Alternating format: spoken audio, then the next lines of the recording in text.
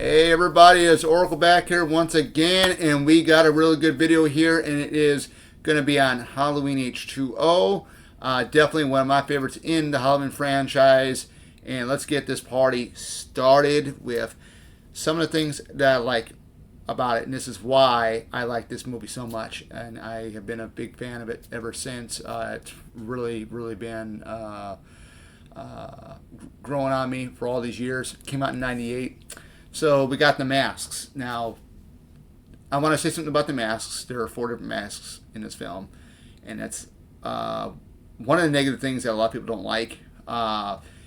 We got the Halloween 6 mask that's in this in one scene in the beginning of the film. We get a digital or a CGI mask. We get a KMB mask, and then I forgot what the other mask is. If you guys saw my Halloween H2O t-shirt yesterday, for those of you who were at Flashback Weekend last night, I was there. I wore my Halloween H2O t-shirt. I had a couple of compliments on it. The mask that is on that that shirt, which did make it into the film, I can't remember what the name of it was, but you know, if you look at the film for what it is, the movie itself is really good. I think of this as the chameleon Michael Myers because of the 4 different masks that are in the film. It is kind of weird having the Halloween 6 Curse of Michael Myers mask in the film. It comes in when you first see Michael right when he's going to go after Marion Whittington, which we all know who was the nurse in the original Halloween 1 and the original Halloween 2.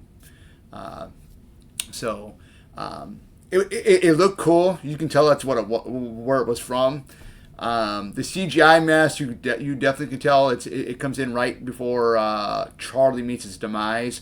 So I mean that was really cool because you can tell it stood out the most. But you know, for the most part, I mean, if you guys can get past the different masks that they were using for the film, it's a really damn good movie. Now I'm looking at a note card. I got like 3 things written down on here. I don't know if you guys can actually see that.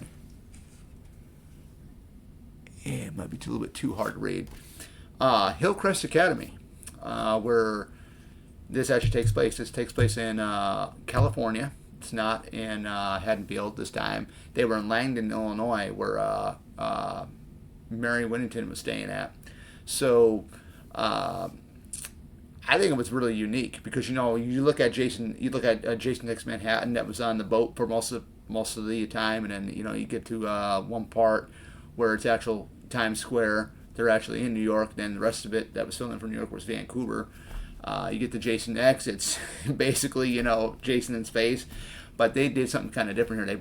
They took Halloween out of its element out of Illinois and brought it to California to Hillcrest Academy, and I thought that was really well done because I like the setting of it, and not to mention the Hillcrest Academy is actually the Milton Mansion from Scream 3. If a lot of you fans out there don't know that, I thought it was really cool because Halloween H2O filmed there at the Hillcrest Academy. I don't know what the residency is called or the estate is called in real life, but the Hillcrest Academy, Halloween H2O filmed there first, and then it was like a year and a half or 2 years later, it was Scream 3 that filmed there for the Milton Mansion. So that was pretty cool.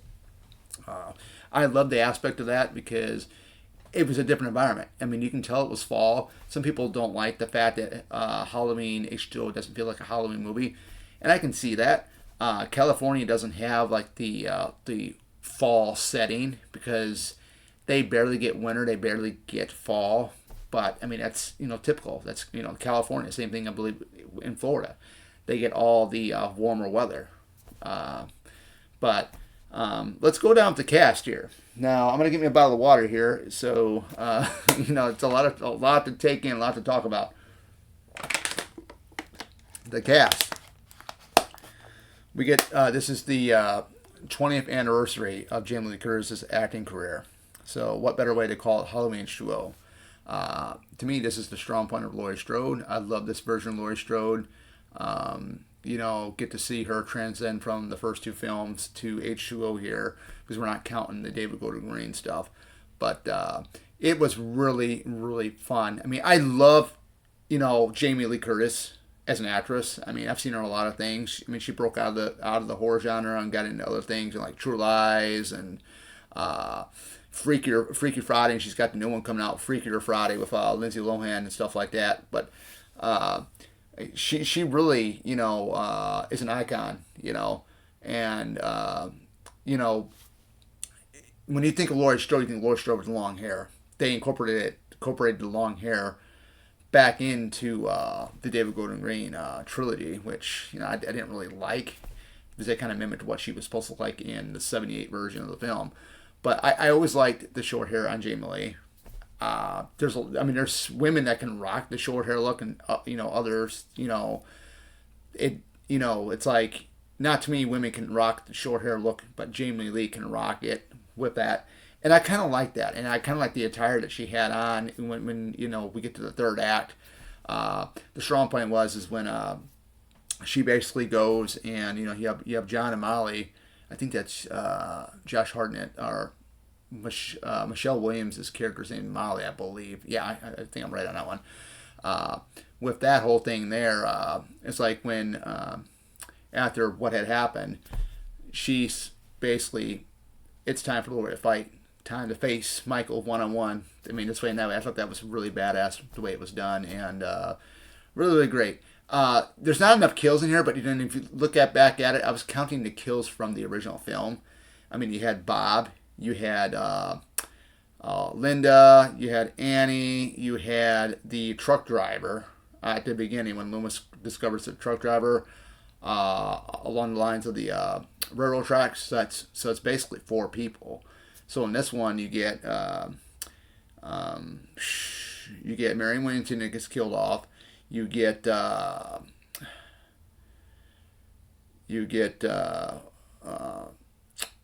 Carrie Tate's, Laurie Strode's boyfriend, killed off. You get Charlie and his girlfriend killed off, and that's, if I'm missing someone. So basically, it's like 4 or 5 people that get killed in H2O, and my buddy was saying this is H2O didn't have many kills, but if you look at the original film from 1978, it didn't have that many kills either in it. So and it's a huge classic.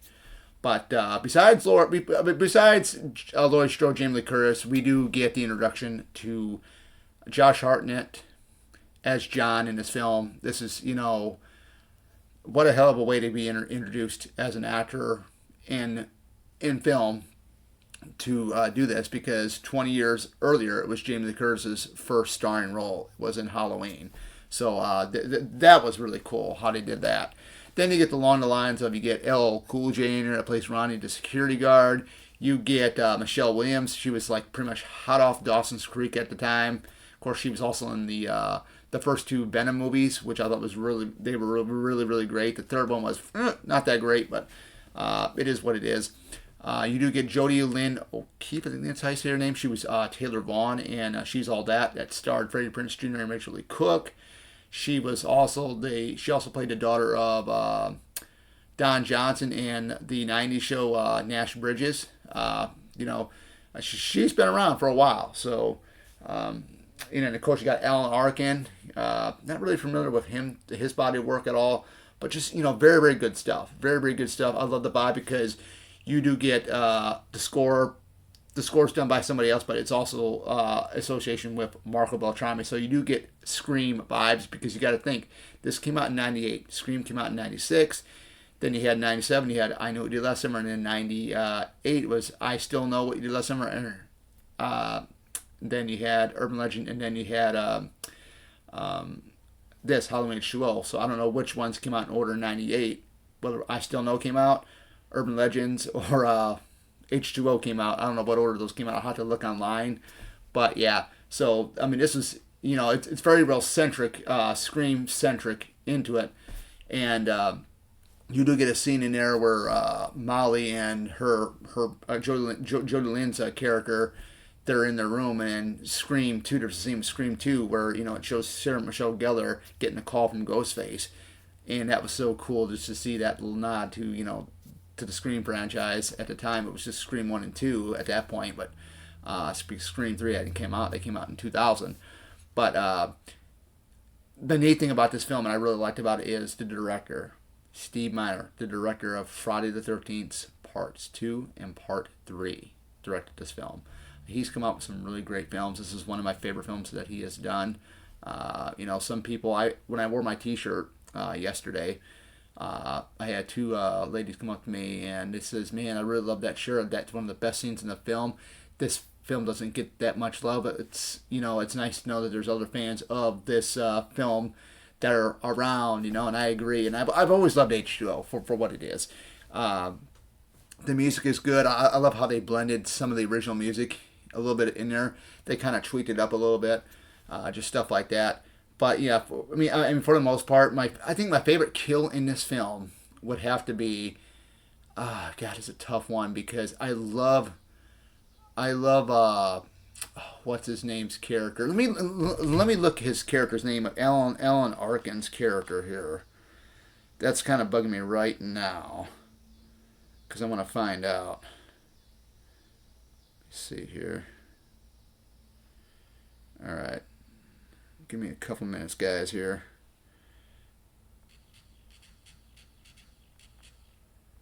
Halloween H2O cast. Alan Arkin. Let's see. Alan Arkin. Let's find him. Let's see what we can find.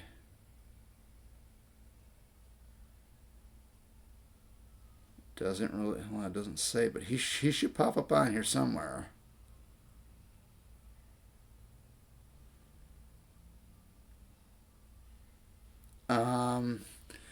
I'm trying to find Alan Arkin on here. Alan, I don't know why he's not. I don't know why he's not. Oh, Sarah. Sarah's kill was good, and then Alan Arkin's character of,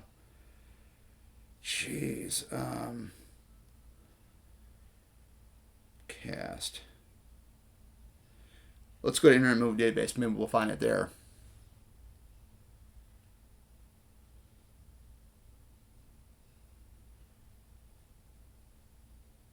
All right. Will is Adam Arkin. Yeah, Will. I think the best two kills in this film is Sarah's and Alan Arkin. Sarah's was very, very wicked because she gets in that I don't know what they call it, in that trolley, in the elevator thing, that manual elevator thing they use on ropes. And of course, she sees the body of what's his name is in there, Charlie, her boyfriend. And she's trying to escape. She gets down to the bottom floor, she tries to escape.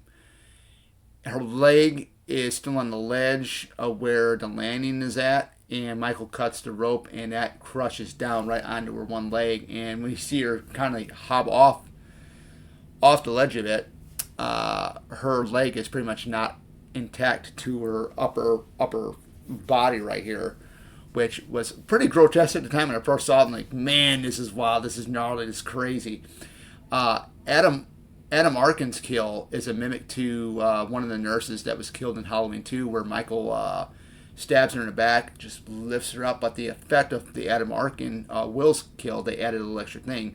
He's shaking all over the place, when Michael's lifting him up with the butcher knife. So, that was great. The climax was really cool. I really loved that whole thing. The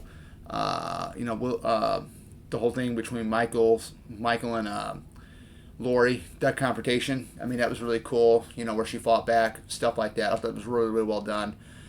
Great job to Kristen Rand, who played Michael Myers. Just great stuff. Great stuff. What he had brought to the character, because all the actors that came before him brought something very, very different. Even Brad Lorry, who came after him, brought something different. But yeah, that's it, guys. Halloween H2O, man. Definitely, it's a favorite in there of mine. It's actually my third favorite because I love the first two original films, and then H2O, and then Resurrection. We'll probably talk about the Thorn trilogy sometime down the road. But yeah, that's all I got, and I hope you guys enjoyed it. Later on tonight, I'm going to do a live stream talking about Flashback Weekend So be on the lookout for that, and see you guys in the next one. Take care.